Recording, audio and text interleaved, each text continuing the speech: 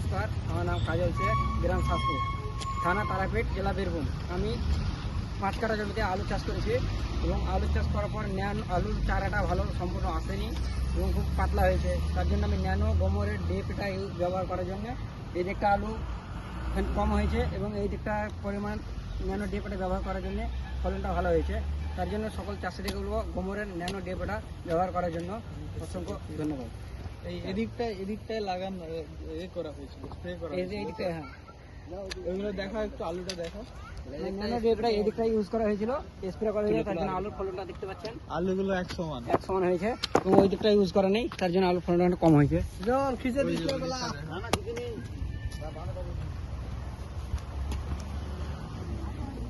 এই ফলনটা কম হয়েছে, তার জন্য আলুটা একটু ছোটো ছোটো হয়েছে, আপনারা দেখতেই পাচ্ছেন ছোটো বড় রয়ে গেছে, স্প্রে করা নেই। তার জন্য সকল চাষিদের বলবো গোমরের ন্যানো ডিএপিটা ব্যবহার করার জন্য ধন্যবাদ, নমস্কার।